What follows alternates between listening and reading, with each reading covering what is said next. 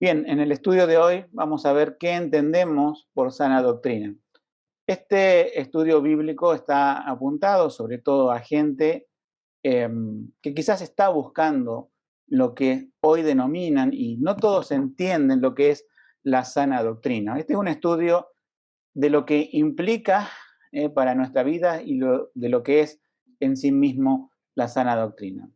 Primeramente, quisiera que podamos recordar un versículo de la palabra de Dios que es Tito 2:1, que ahí está la palabra, la frase, mejor dicho, sana doctrina. Dice, pero tú habla lo que conviene a la sana doctrina. El apóstol Pablo le pide a un pastor que también era misionero porque se encargaba de establecer iglesias, que hable o predique de acuerdo a la sana doctrina.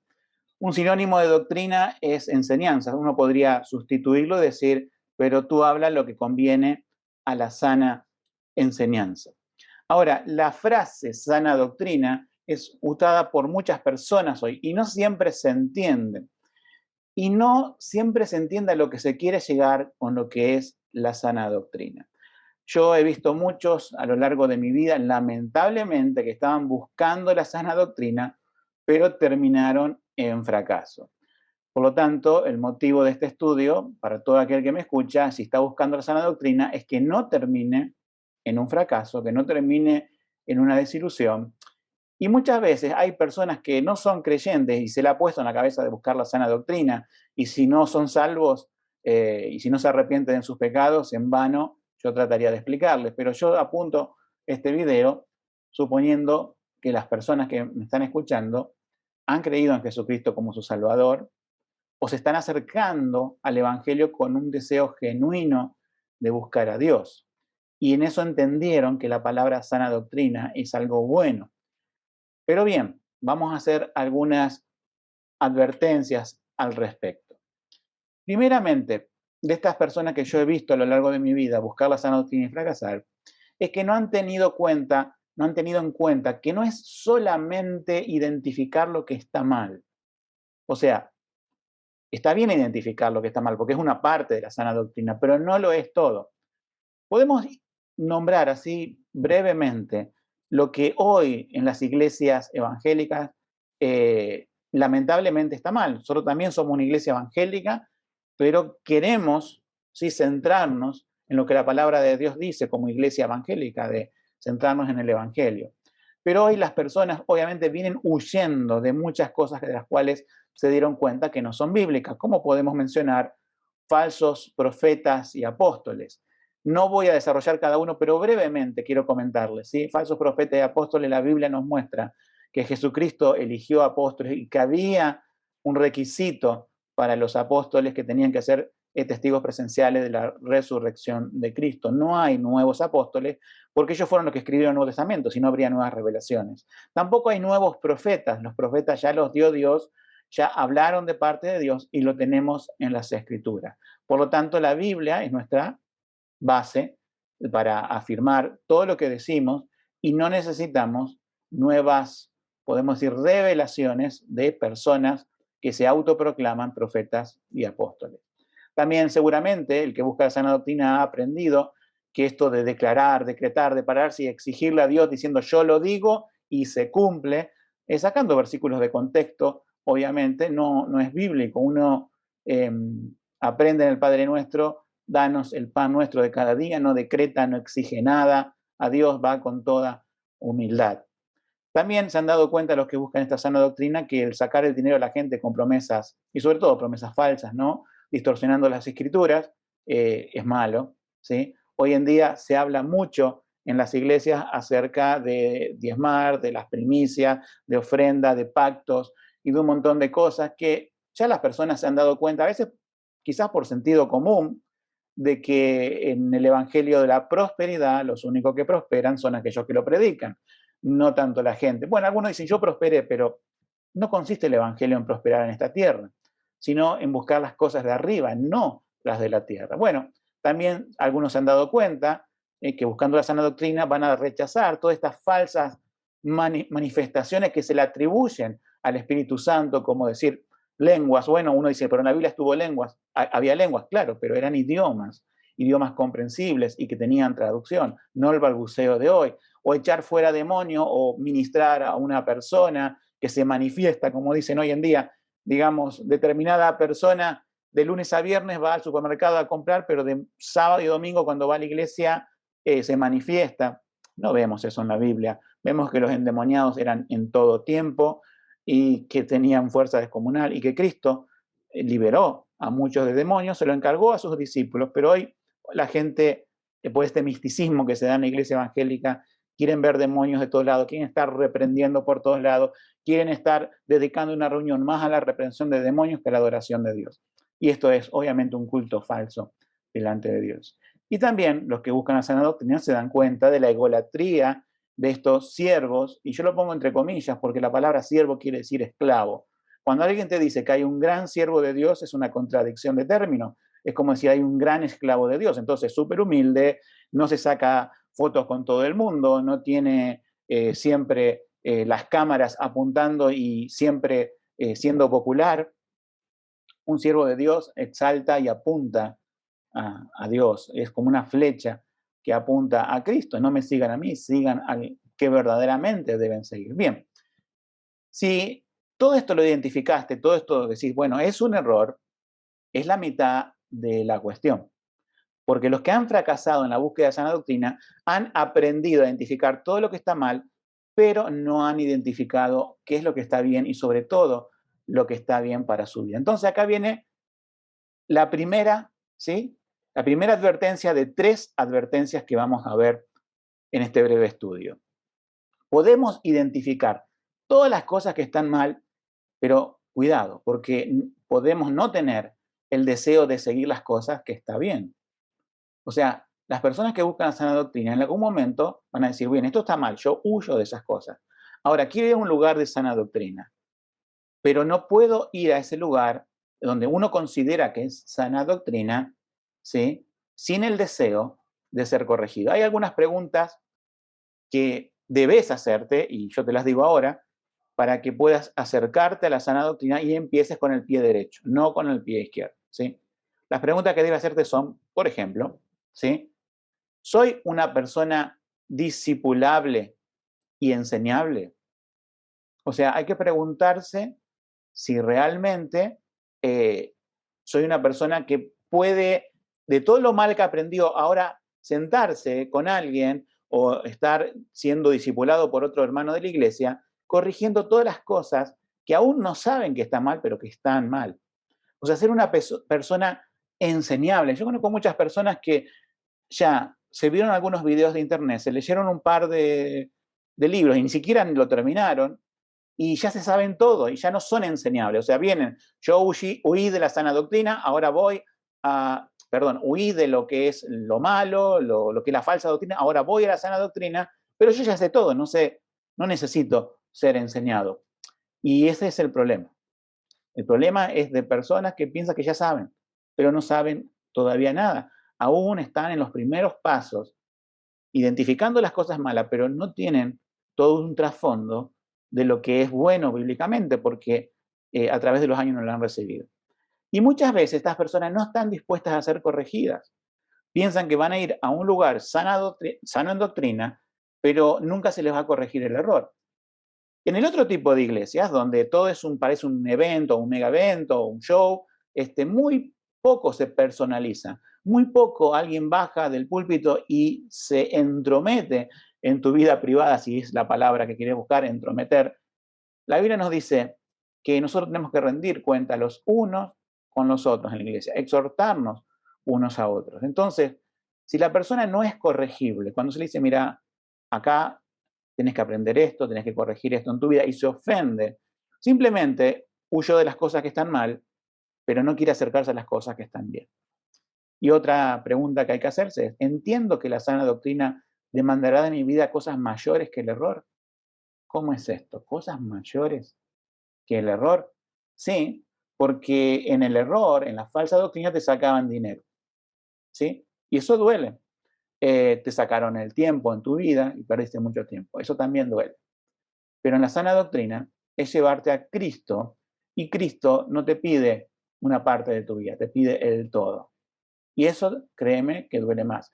Pero es un dolor que es según Dios y es una carga que no es pesada porque es según Cristo. La otra carga de la falsa doctrina es como la de los fariseos, te quiebra la espalda, ¿sí? Pero cuando Jesús dice, vení que yo haré descansar, también en este sentido, el Señor te llama a la sana doctrina para que descanses en Él. Él pone su carga sobre ti, pone su cruz, pero su cruz no es pesada. Sí duele decirle no a nuestro propio yo, pero el Señor también te da la alegría de poder caminar con Él. En definitiva, estoy dispuesto a tomar la cruz de Cristo, como dice Mateo 10:38, porque todo aquel que no toma su cruz y me sigue, Jesús dice, no puede ser mi discípulo. ¿Sí? Entonces, entendemos, ¿sí?, que esta primera advertencia tiene que estar en nuestra vida. Si soy enseñable, si estoy dispuesto a ser corregido y si sé que la sana doctrina va a demandar cosas mayores y serias que lo demandaba mi error. Vamos a una segunda advertencia. Muchas veces las personas que rebotan, podemos decir, con la sana doctrina, es porque no cuentan con el hecho de que tantos años expuestos a la falsa doctrina o sin dirección traen consecuencias. Sí, trae consecuencias. La falsa doctrina no fue gratis. Esto es lo que muchos no entienden. Dicen, bueno, me salí de la falsa doctrina, ¿sí? Me salí del error. Ahora ya estoy en la sana doctrina y ya estoy bien. No, estás comenzando a estar bien. Y va a depender de que estés bien espiritualmente en la medida que seas enseñable, discipulable y que vayas viendo todos los errores. Yo sé que cuando una persona sale de la falsa doctrina es como ese león enjaulado que le abren la puerta y que no comió por mucho tiempo y quiere devorarse el mundo, discute en redes sociales, opina aquí, publica y mezcla todo. Realmente hace una ensalada de todo y dice, espera, yo le digo a esa persona, tranquilos, ¿sí? Está bien tu celo por el Señor, está bien que estés contento o contenta, ¿no es cierto?, por haber dejado la falsa doctrina. Ahora tenés que ser enseñado y te vas a dar cuenta que la sana doctrina, ¿sí?, va a venir en ayuda de muchas cosas que la falsa doctrina te fue, por así decirlo, degradando en tu vida. No fue gratis estar algunas personas algunos meses y otras años expuesto a un predicador que no predicaba la palabra de Dios, expuesto a todos estos fenómenos sobrenaturales, entre comillas, que no tienen ningún sentido bíblico, expuesto a un montón de cosas. Uno dice, bueno, ya identifiqué el error y estoy bien. No, vas a ver que fue como un campo que no fue sembrado, que fue llenado de piedras y hay que sacar piedra por piedra para empezar a sembrar la palabra de Dios. Entonces, algunas de esas cosas que expuesto a la falsa doctrina te ha quitado son, a veces podés tener una carencia de santidad personal. Podés pensar que todo está bien en tu vida, pero viene otro y te lo muestra con la palabra, decir, mira, hay un montón de cosas que son mundanas, hay un montón de cosas que son del pecado, hay un montón de prácticas y conductas, a lo mejor repetitivas en la vida, que la persona no se da cuenta por ignorancia. Pero ahora viene la palabra de Dios a auxiliarte para hacerte ver lo que está mal. Y ahí la reacción de la persona, si quiere seguir la sana doctrina, tiene que sí someterse a la palabra de Dios, ¿sí? Vas a tener que admitir que muchas ideas aún están equivocadas. Mira, estudiar doctrina, Dios pone a pastores en las iglesias y en las iglesias bíblicas son pastores preparados, son pastores que han estudiado, son pastores que no improvisan sus mensajes, son pastores que tienen teología, que pueden enseñar teología y que te pueden guiar, ¿sí?, en muchas ideas que a lo mejor es, como digo, es una mezcla de cosas. Una mezcla de cosas en cuanto a la salvación, una mezcla de cosas en cuanto a la santidad, una mezcla de cosas en cuanto a la eclesiología, cómo debe funcionar una iglesia, una mezcla de cosas en cuanto podemos decir, a cómo va a ser la venida del Señor, una mezcla de cosas, cuál es la posición de la iglesia respecto a Israel, que esa es una de las cuestiones de la iglesia reformada que a veces explicamos mucho. Hay un montón de cosas que se traen, muchas ideas equivocadas. Entonces yo aconsejo a las personas que han dejado la falsa enseñanza y se acercan a sana doctrina, que antes de convertirse en maestros en las redes sociales, se tomen una pausa, vean bien lo que van a publicar, ¿sí?, y que estén aprendiendo en una iglesia sana doctrina. Porque después el diablo utiliza esto. Todo lo que dijiste mal, cuando saliste de la jaula como león enjaulado, todo lo que dijiste mal va a venir en tu contra, porque no lo vas a querer reconocer que está mal. Tu orgullo te va a jugar en contra, va a decir, no, ahora me tienen que corregir y yo todo esto lo dije delante de muchas personas y ahora cómo me retracto. Entonces tomalo con calma y antes de volverte un maestro, primero sea un discípulo humilde de Cristo. El punto número 3 que nombro acá es muy importante. Falta de roles bíblicos en el hogar, tanto del hombre que tiene que ser cabeza del hogar, como de la mujer que tiene que ser ayuda idónea del hombre, como el hombre tiene que amar a su esposa como Cristo amó a la iglesia, y la mujer tiene que sujetarse al hombre como la iglesia se sujeta a Cristo. Nosotros nos damos cuenta a veces que en todo esto de sana doctrina está todo bien hasta que empezamos a decir, bueno, si la sana doctrina no transforma tu hogar, la estás rechazando. De a poco va a transformar tu hogar. De a poco tiene que transformar tu vida, pero tiene que hacerlo. Y acá también está, si la persona es orgullosa, va a decir, no, no, yo sé que todo lo que está mal, pero ahora tengo que hacer lo que está bien. Tengo que cambiar toda la estructura de mi hogar a una estructura bíblica. Fíjate el punto 4, la falta de guía correcta de los hijos en el camino del Señor. Entonces, tenemos que pensar que la falsa doctrina no contribuyó ni a mi vida personal ni a mi familia. No contribuyó la falsa doctrina. Por un lado, te dijeron, los niños, mandalo a la escuela dominical. Si tenés hijos adolescentes y jóvenes, mandalo a la reunión de jóvenes. Y nosotros no hacemos nada, la iglesia se ocupa. Hay personas que vienen a la sana doctrina y yo les digo, tienen que tener su culto familiar. ¿Qué es eso? Me preguntan. Eso significa que tenés que abrir la Biblia, le digo al hombre, con tu familia todos los días, buscar una lectura, orar juntos, ¿sí? Y guiar también, no solamente en un devocional, sino diariamente a tus hijos en el Señor. Y ahí viene una gran responsabilidad que algunos se asustan, pero no te asustes, tenés que hacerla. Una iglesia bíblica entiende el concepto integrado, ¿no? No divide la iglesia, niños por un lado, adolescentes por otro, jóvenes por esto, reunión de damas por esto, por lo otro, y por edades, no. No vemos eso en el Nuevo Testamento, te lo aclaro. Si querés hacer sana doctrina, no vemos en el Nuevo Testamento esa división. Se puede tener reuniones especiales de jóvenes, de niños cada tanto, pero no es la constante. ¿Por qué? Porque los hijos, tanto pequeños como adolescentes, y cuando ya son grandes, bueno, serán responsables de ellos, tienen que ser enseñados por los padres. La iglesia te da herramientas para mejorar tu matrimonio. La iglesia te da herramientas para guiar a tus hijos en el Señor, pero tenés que hacerlo vos. No lo puede hacer nadie más. Y el último punto, ídolos que deben derribarse. Una de las cosas, y quiero que me prestes atención, una de las cosas que ha hecho la falsa doctrina es elevarte el orgullo. No sea que al aprender todas las cosas que estás mal, lo último que dejes sea tu orgullo y ahora quieras traer esto a la sana doctrina. Lo traerás de una forma, podemos decir, altiva. Querrás compartir esto con otros y denunciar a todas las cosas mal que hace la iglesia hoy de una forma, podemos decir, orgullosa, de una forma que es lo único que sirve quizás es para pelearse en las redes sociales, pelearse en persona con otro, discutiendo. No, nosotros tenemos que pensar que también la falsa doctrina contribuyó a nuestro orgullo y que nuestro orgullo está ahí. Y va a ser uno de los primeros ídolos que vas a tener que derribar. Olvídate de todas las cosas que a lo mejor aprendiste que está mal. Hay una cosa que está mal principalmente y es derribar el orgullo y ser una persona humilde, enseñable y discipulable. Sin eso, no se va a ningún lado. Sin eso, el proyecto de sana doctrina se hunde como el Titanic. No tiene ninguna chance de sobrevivir.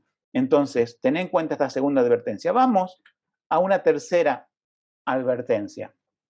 Y son dos cosas. Ya identificamos, yo me pongo como en tu lugar, el autoritarismo y manipulación, que eso ocurre en las iglesias falsas en doctrina. Pero la pregunta es, ¿estamos dispuestos a ser pastoreados bíblicamente? Ahí está la cuestión.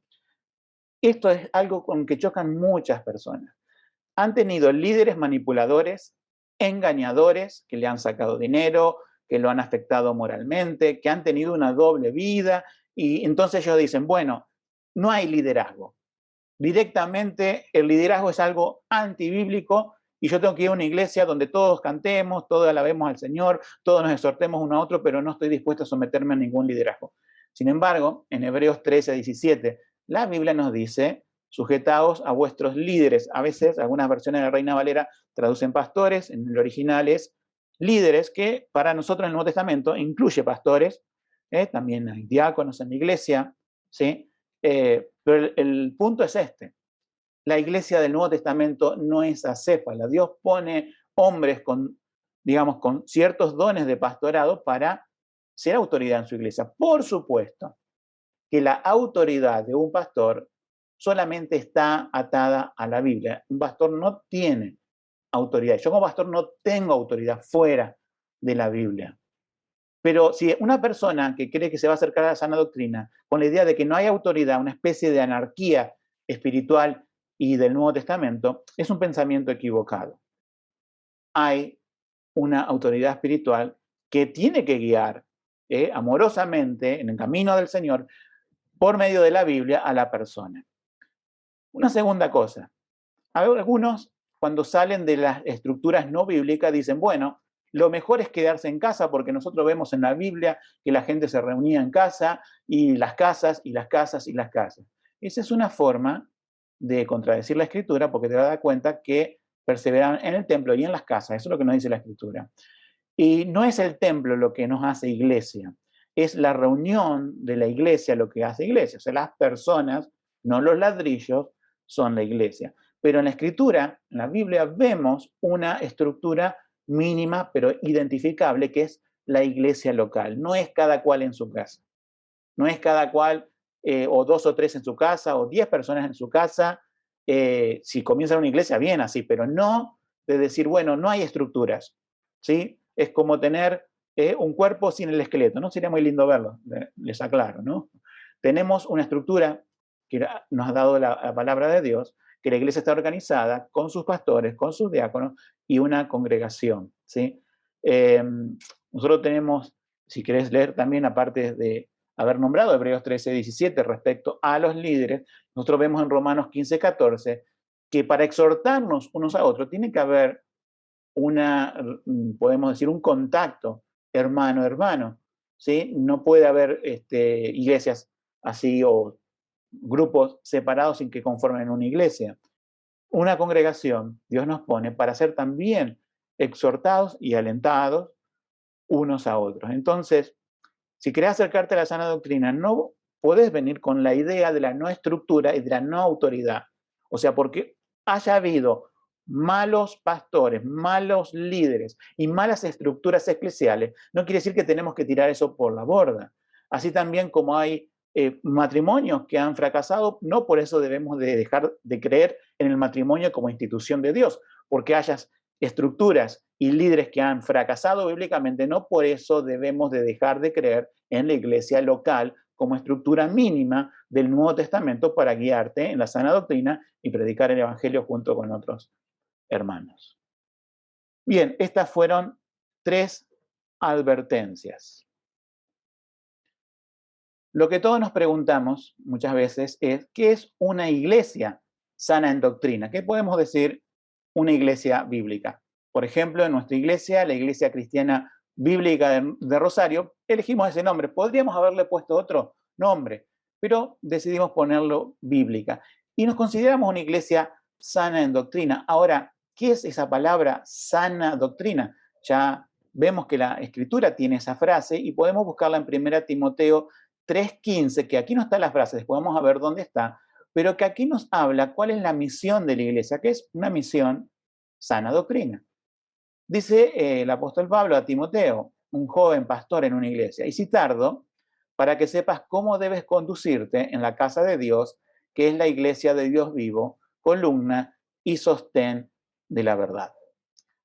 Vamos a definir en este breve video cuáles son aquellos puntos que debe tener una iglesia para que sostenga esta verdad que nos dice la Biblia. Y esto lo saco de un ministerio llamado 9 marcas de una iglesia saludable. Me parece muy práctico resumirlo en 9 puntos. Podrían haber sido mucho más, podría condensarlo en muchos menos, pero quisiera darte un pantallazo simple de lo que una iglesia sana doctrina es. Vamos entonces a lo primero. Primero, que enseñe la Biblia por medio de la predicación expositiva. La predicación expositiva es la forma correcta de predicar la Biblia, que al ser distorsionada en este tiempo tenemos que ponerle un nombre. Decimos expositiva porque el mensaje que se transmite en ese tipo de predicación, el tema, lo sugiere el mismo tema que se elige de las escrituras. Es decir, el mismo contexto del pasaje que uno elige sugiere el tema. Contrario a una predicación que yo puedo elegir un tema y buscar versículos para hacer decir muchas veces lo que la Biblia no dice. Muchas veces determinados pastores, predicadores, quieren decir algo y quieren buscar la Biblia para apoyarse. Es como dijo alguna vez alguien que enseñaba predicación expositiva, es como aquel borracho que se apoya en una columna de alumbrado público, no en busca de luz, sino porque se va a caer. Bueno, muchos predicadores se apoyan en versículos bíblicos porque realmente su predicación se tambalea, ¿sí?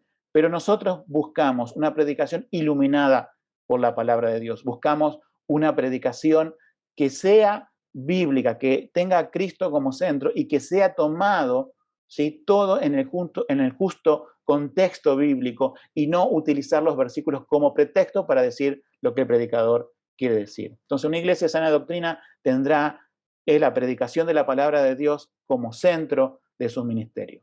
El punto 2 sería que tenga una buena teología bíblica.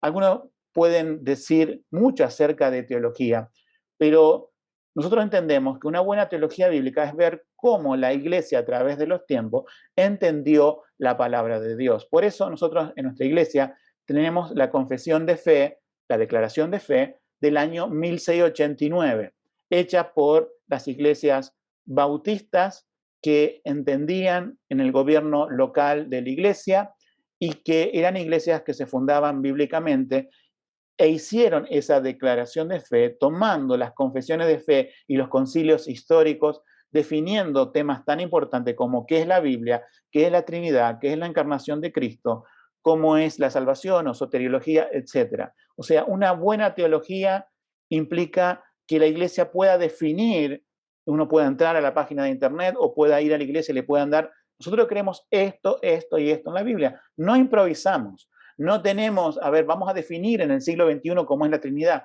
porque ya sabemos que la iglesia del Señor, que Él ha preservado a través de la historia, han luchado, han batallado por la sana doctrina. Y lo único que hace para tener una buena teología es sumarse a esa sana doctrina y no intentar redefinir todo el concepto doctrinal nuevamente. Eso sería muy orgulloso de parte de una iglesia. Por eso una iglesia sana es aquella que puede tener por escrito y que puede vivir lo que dice en los papeles. Punto 3, que tenga una idea correcta del Evangelio. Una idea correcta del Evangelio es saber, ¿sí?, ¿no es cierto?, que el centro del Evangelio es Cristo. No hablamos acerca de manipular a las personas para que pasen por el pasillo de una iglesia, se arrodillen y repitan la oración. No manipular psicológicamente, sino presentar quién es Dios, presentar qué es el hombre como pecador, presentar quién es Cristo como Salvador y que la respuesta que debe dar el pecador a Cristo es arrepentimiento y fe. O sea, una idea correcta de lo que es en sí el Evangelio nos ayuda como iglesia bíblica a no manipular a las personas.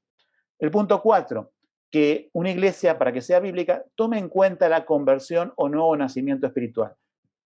Obviamente, las iglesias tienen que incorporar a su membresía personas salvadas, porque si incorporan personas que no son convertidas, van a traer el mundo a la iglesia y la iglesia se va a mundanalizar. Por eso, teniendo en cuenta lo que ya vimos de un evangelio correcto, tenemos en cuenta la conversión.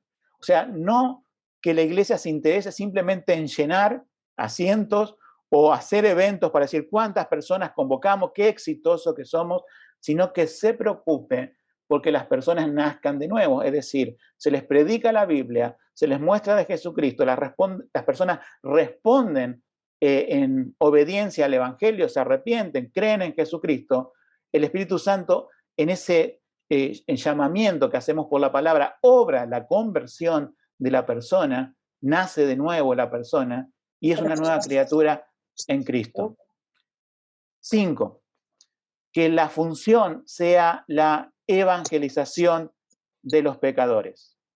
La evangelización es algo importante en la iglesia, es algo que tiene que tener la iglesia como misión, ¿sí? Poder evangelizar. Punto número 6, que tenga una membresía identificable. Es decir, no basta con que las personas vengan, se sienten, escuchen y no pase absolutamente nada, ni nadie se acerque a esa persona y pregunte, ¿realmente estás interesado en seguir aprendiendo del Señor? Bueno, vamos a empezar un estudio de tal o cual cosa. O sea, tener una membresía identificable es saber a quién vamos a pastorear. Como pastor yo tengo que saber a quién se va a pastorear. Y obviamente, si uno tiene una membresía identificable, después va a tener, obviamente, un orden en la iglesia. Si hay que realmente llegar a alguien con, podemos decir, una disciplina, lo vamos a ver, que ese es otro punto. El punto 7, tiene que existir una disciplina eclesial. Si las personas pecan y no representan a Cristo, porque de eso se trata la disciplina, se trata de velar por la iglesia para que la iglesia represente a Jesucristo ante el mundo. Entonces, si la iglesia lo único que manifiesta es pecado ante el mundo, obviamente el mundo no va a creer en Jesucristo por más que salgamos a predicar y hagamos una invasión de predicaciones casa por casa. Lo que la gente va a venir a ver en nuestra iglesia es si hay vidas transformadas, si hay matrimonios transformados. Si no hay vidas transformadas y no hay familias transformadas, ¿qué estamos hablando de la sana doctrina? Entonces, procuramos, apuntamos a que las personas puedan recibir una disciplina eclesial. Y cuando una persona se empeña en no representar a Cristo porque persiste en su pecado, bueno, se plantea lo que se llama la excomunión. 8. Una iglesia que discipula, una iglesia que realmente se ocupa, no desde el púlpito, sino bajo el púlpito, de que las personas estén aprendiendo las cosas básicas del Evangelio. Hacer discípulos es lo que el Señor nos llamó en la Gran Comisión, no solamente predicar, sino ocuparse del seguimiento de la persona. Eso es el discipulado, enseñándole, como dice Mateo 28, que guarden todas las cosas. O sea, antes del bautismo, podemos decir, antes de la entrada a la membresía, una parte se le enseña, pero después la persona es discipulada durante todo el resto de la vida, ¿sí? Entonces, el discipulado es una parte integral de una iglesia sana. Y por último, que tenga un liderazgo bíblico. Es decir, un liderazgo donde las autoridades eclesiales, como es el pastor o los diáconos, sean elegibles por la congregación, tengan un testimonio por lo cual la congregación los elige, que puedan ver en 1 Timoteo 3 los requisitos y de esta forma, ¿sí?, poder, ¿sí?, tener un liderazgo que sea bíblico y no una persona que se autoproclame o se exalte a sí mismo y de un día para otro diga yo soy pastor. Eso es antibíblico, ¿sí? No se dan así los pastorados. Por eso, cómo se dio el liderazgo bíblico y cómo se mantiene el liderazgo bíblico es parte de una iglesia bíblica. Por último, quisiera leer estos dos versículos. 2 Timoteo 4:3. Porque vendrá tiempo cuando no soportarán la sana doctrina. Antes, teniendo comezón de oír, se amontonarán maestros conforme a sus propias concupiscencias. O sea, por un lado, identificar el error. ¿Por qué, existe todo esto en la iglesia evangélica? Bueno, la Biblia lo ha predicho a través de los siglos y mucho más en este tiempo, que hay un tiempo en donde no soportan estudiar la Biblia, no soportan predicar de Cristo. ¿Y se van a qué? A otras fábulas, podemos decir, a algo que les guste al oído, por eso habla de la concupiscencia. Tienen comezón de oír y esos maestros le van a enseñar al pueblo aquellos que quieren escuchar, que es algo de su propio pecado. Podemos decir, aunque esté en un manto religioso, pero las personas que buscan la sana doctrina salen de eso porque no se conforman, porque buscan un alimento espiritual. Entonces en Tito 1:9 nos dice, retenedor de la palabra fiel, que es conforme a la sana doctrina, si bien no dice sana doctrina, pero sí dice palabra fiel, que es conforme a la doctrina, para que también pueda exhortar con sana doctrina y convencer a los que contradicen. Se repite una y otra vez en la Escritura, sana doctrina, una palabra fiel, una doctrina fiel, por eso es importante. Concluyo con esto, hoy te dicen, la doctrina no importa, lo que importa es el amor. La Biblia nos dice, siguiendo la verdad en amor, crezcamos en todas cosas, en aquel que es la cabeza, que es Jesucristo. Nosotros tenemos que, sí, tener el amor para poder hablar a otros, pero sin la palabra de Dios será un amor engañoso. Y una palabra expuesta sin amor será simplemente hacer una especie de legalismo. Necesitamos las dos cosas para hacer sana doctrina, la verdad y el amor de Cristo. Que Dios te bendiga.